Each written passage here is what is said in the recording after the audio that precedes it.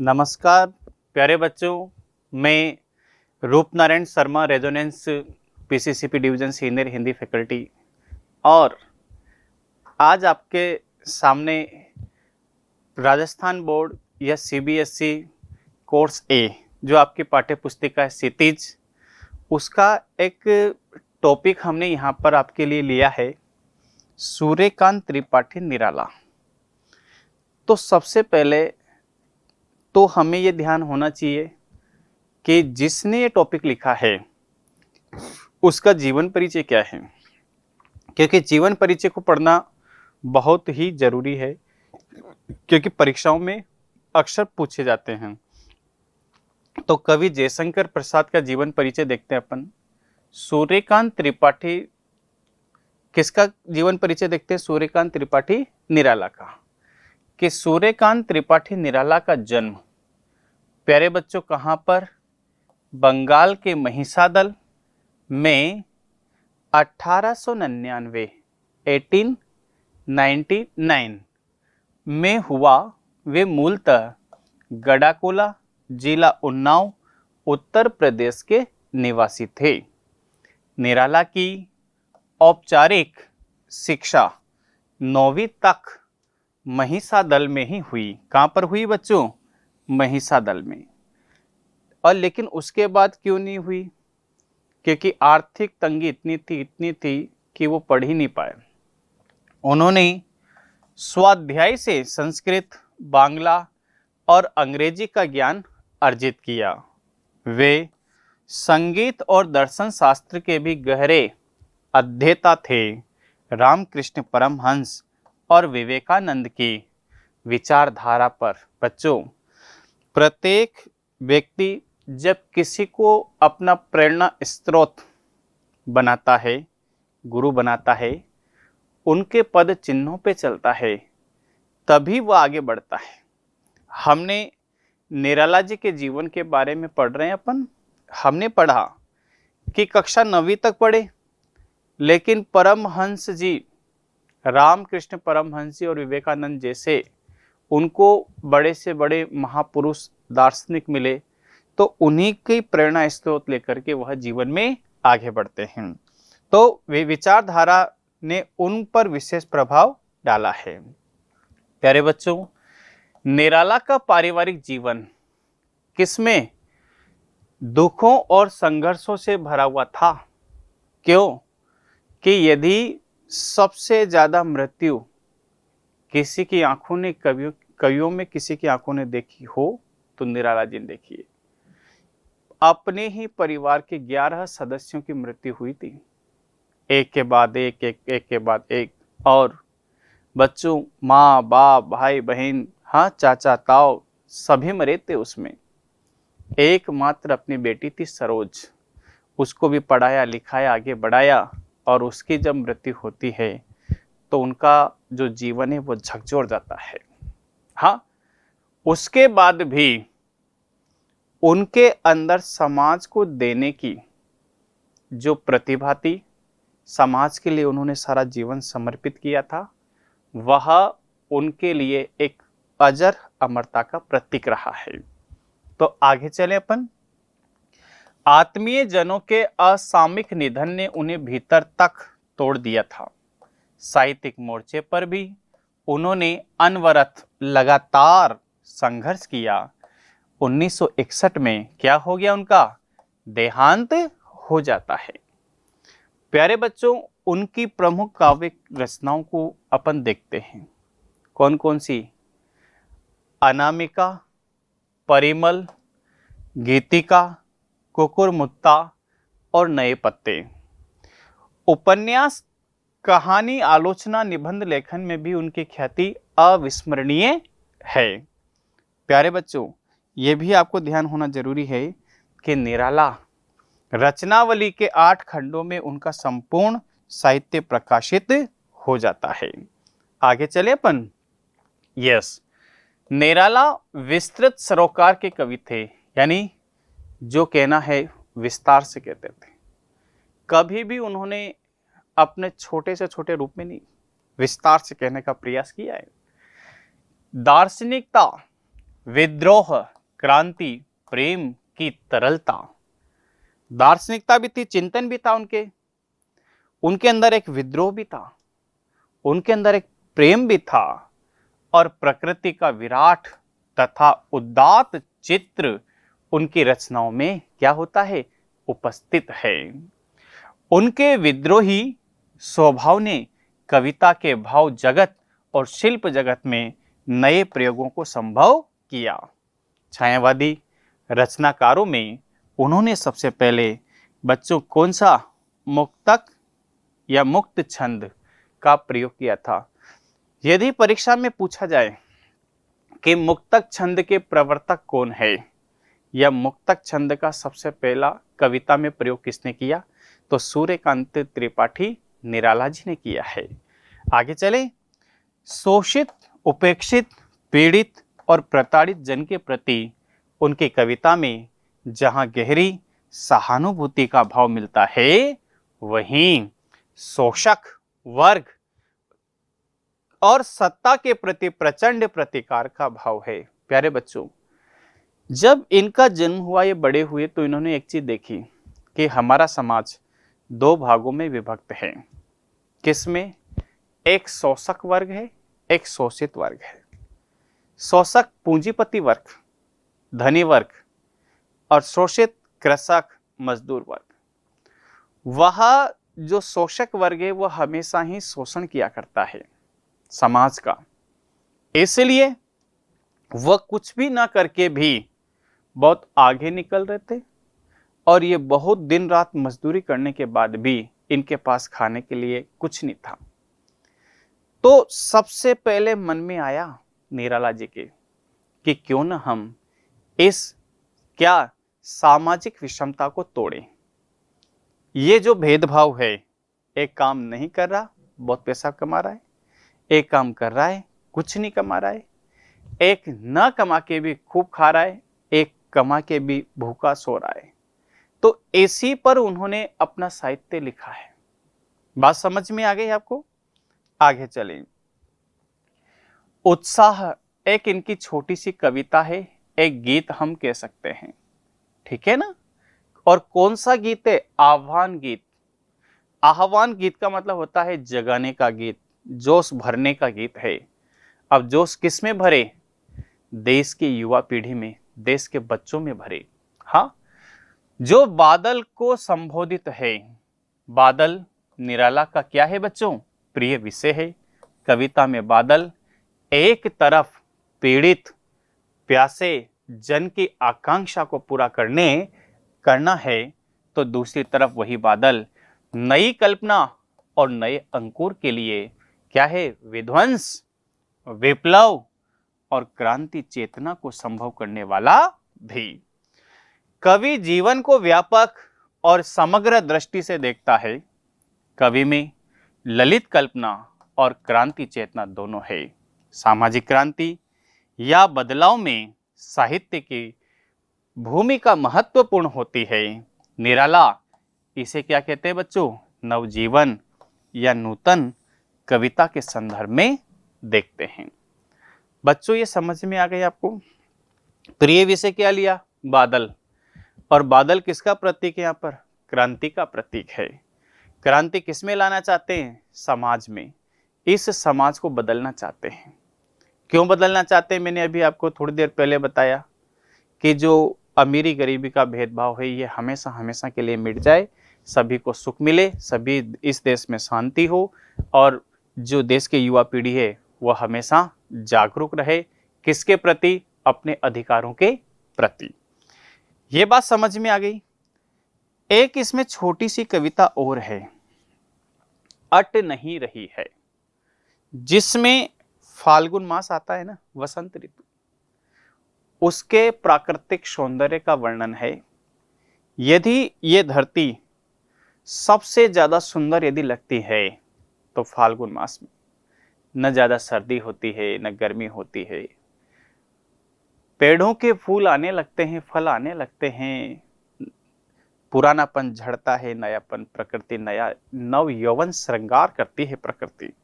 तो उसी का यहाँ पर चित्रण है। फाल्गुन की मादकता आनंद की को प्रकट करती है। कवि फागुन की सर्वव्यापक सुंदरता, यानी सभी जगह जिधर भी आपकी नजर जाएगी उधर ही सुंदरता दिखाई देगी, अनेकों संदर्भों में देखता है।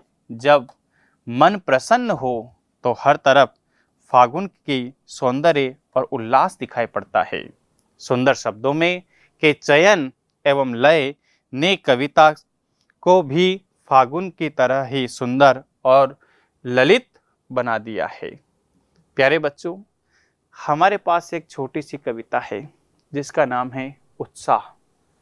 उत्साह किसमें होना जरूरी है? देश की युवा पीढ़ी में होना जरूरी है। क्यों जरूरी है? कि देश की युवा पीढ़ी में, देश के बच्चों में यदि उत्साह खत्म हो जाए और कम हो जाए तो फिर बाकी के तो सोई हुई पीढ़ी है, सो जाएंगे। उनको तो ये भी पता नहीं है कि अपने अधिकार क्या है, हमें अपने अधिकारों के प्रति किस तरह से लड़ना है, उनको कुछ भी पता नहीं होता है। ये बात समझ में आ गई कि नहीं आई? आ गई। अब गीत को कैसे गाते हैं अपन? बादल गरजो, बादल गरजो। बादल मैंने आपको बताया था अभी, किसका प्रतीक है? सामाजिक क्रांति का प्रतीक है बादल। कि है सामाजिक क्रांति को लाने वाले देश की युवा पीढ़ी जिस तरह से बादल घोर गर्जना करते हैं, उसी तरह से तुम भी राष्ट्र चेतना का स्वर उत्पन्न करो। बच्चों, थोड़ा सा हो सकता है कि कठिनाई आए, लेकिन यदि आप समझोगे तो मेरा मानस ये है कि आपको एक ही बार में सारी चीजें आपको विस्तार से समझा दूं। आगे देखो कैसे गरजो। कि घेर घेर घोर गगन धाराधर हो। हा? कि जिस तरह से बादल क्या करते हैं, आकर के सारे आसमान को घेर लेते हैं। किसको घेर लेते हैं? सारे आसमान को घेर लेते हैं और धाराधर और मूसलाधार वर्षा करते हैं। कौन सी वर्षा करते हैं? मूसलाधार, जिसको अतिवृष्टि भी कहते हैं बच्चों, जिसको भयंकर वर्षा कहते हैं। करते हैं नहीं करते? उसी तरह से आप भी है सामाजिक क्रांति को लाने वाली देश की युवा पीढ़ी। इस पूरे समाज को घेर लो और ऐसी आवाज उठाओ, ऐसी आवाज उठाओ जिस तरह से मूसलाधार वर्षा सभी पुरानेपन को अपने साथ बहा करके ले जाती है और सारा जनजीवन नया कर देती है। उसी तरह से आप भी एक नए देश का, नए राष्ट्र का निर्माण करो। बच्चों, समझ में आ गया आपको? कैसे, क्यों करो? क्योंकि ये सारा समाज आपसे उम्मीद करता है, आपसे अपेक्षा रखता है। क्योंकि देश की भागदौड़ किसके हाथ में होती है? देश के युवाओं के हाथ में। क्या कहते हैं कवि? कि ललित ललित काले घुंघराले बाल कल्पना कैसे पाले। कि आप सुंदर हो, अरे आप सुंदर हो, बेहद सुंदर हो। काले घुंघराले, जिस तरह से काले काले बादल होते हैं और बहुत मन को मोहते हैं, काले बादल आते ही प्रसन्नता हो जाती है, उसी तरह से आपके अंदर भी क्या है? आपके जो बाल है घुंघराले, घुंघराले का मतलब है कि आपकी कल्पना शक्ति भी बच्चों असीम है। बाल कल्पना कैसे पाले। हाँ, कि पाला गिर गया, पाला समझते हो? बर्फ। क्या होता है पाला? बर्फ। कि आपकी बाल कल्पना, बच्चों की कल्पना शक्ति, बच्चों के मन के विचार एक जिस तरह से बर्फ होती है ना, सफेद, स्वच्छ, निर्मल, हाँ, उसी तरह से आपकी जो कल्पना शक्ति है वह कल्पना शक्ति भी बहुत अच्छी है। आपकी सोच इस देश के लिए, इस राष्ट्र के लिए, इस समाज के लिए बहुत ही क्या करेगी, बहुत ही अच्छी बनी रहेगी। आगे चले अपन। विद्युत छवि उर्मी कवि नव जीवन वाले, क्या कह दिया कि विद्युत छवि कि बादलों के आते ही बिजलियां कड़कने लगती है। अरे लाइट उत्पन्न कर देती है, विद्युत उत्पन्न कर देती है। उसी तरह से जब बिजलियां कड़कती है तो सभी के अंदर एक डर सा समा जाता है। उसी तरह से आपके अंदर जो उत्साह है, आपकी जो पुकार है, आपका जो जज्बा है, आपका जो आह्वान है, यह किसके लिए चिंता का विषय हो जाए? पूंजीपति शोषक वर्ग के लिए। बात समझ में आ गई? कवि नव जीवन वाले, मैं कवि नए जीवन के लिए इस साहित्य को लिख रहा हूं कि समाज को नया जीवन मिले। कौन दिलाएगा? देश की युवा पीढ़ी। वज्र छिपा नूतन कविता में, कि मेरी कविता में है पाठकों, है देश की युवा पीढ़ी, यदि आपने मेरी कविता को अच्छी तरह से पढ़ा, समझा, तो आपके अंदर भी एक कठोरता आ जाएगी। आप भी जग जाओगे, आपके अंदर भी उत्साह बढ़ेगा। इसलिए फिर भर दो, फिर से एक राष्ट्र चेतना जगाओ। हे बादलों, हे समाज में क्रांति लाने वाले बादलों, देश की नव युवा पीढ़ी, तुम जागो, गरजो और देश की स्थिति को, समाज की स्थिति को सुधारो। प्यारे बच्चों, समझ में आया नहीं आया आपको? ये मुझे लगता है कि 100% समझ में आया होगा। आगे चलूं मैं? क्यों करो ऐसा? ऐसा क्यों करो आप?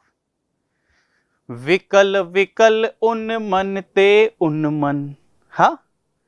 ये सारा समाज बेचैन है, उठने का साहस नहीं कर रहा है। इनका मन उदास है, उदास है, निराश है, बेचैनियां है, दुख है, दुख में डूबे हुए लोग हैं। विश्व के निधाग के सकल जन, हा? अरे ये विश्व, ये संसार निधाग जिस तरह से आग में जलता रहता है, उसी तरह से मानव जनजीवन, ये समाज पूंजीपतियों के क्या है, शोषण के शिकार हो रहे हैं। प्रत्येक जन क्या कर रहा है? त्रायमाम रक्षा करो, रक्षा करो। अरे ये सोच रहा है कोई तो आएगा जो हमारी मदद कर हमें सुख पहुंचाएगा। तो हे देश की युवा पीढ़ी, हे राष्ट्र चेतना के स्वर को लाने वाली युवा पीढ़ी, आप उठो और क्या करो? आए अज्ञात दिशा से अनंत घन। तुम, अरे कौन सी दिशा से आए हो, किसको क्या पता है? क्योंकि जिस तरह से बादल कौन सी दिशा से आते हैं, वो तो कभी भी आते हैं और बरस जाते हैं।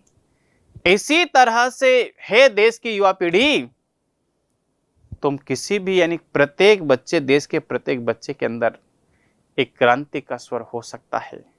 वह आए, इस समाज को सुधारें, ताकि बड़े बुजुर्ग और अपने ही परिवार, अपने ही देश के लोगों को सुख मिल सके। ये बात समझ में आ गई? तप्त धरा, जिस तरह से एक बादल अग्नि कुंड बनी हुई धरती, जली हुई धरती, तपी हुई धरती पर आकर के जल की वर्षा करते हैं और सारी धरती को ठंडा और किसानों को उनकी आशाओं पर खरे उतरते हैं, उसी तरह से शीतल कर दो। हे देश की युवा पीढ़ी, आप आओ और क्या करो? इस समाज में क्रांति ला करके इस समाज को सुख पहुंचाओ। शीतल कर दो का मतलब सुख पहुंचाओ। हे बादलों, हे सामाजिक क्रांति लाने वाले देश की युवा पीढ़ी, तुम गर्जना करो। प्यारे बच्चों, मुझे लगता है कि आपको 100% समझ में आया होगा। तो हम इसको इतना ही पढ़ेंगे। आज के लिए बहुत बहुत धन्यवाद कि आपने इतने मन से सुना, और आप प्रतिक्रियाएं जरूर देना। धन्यवाद बच्चों।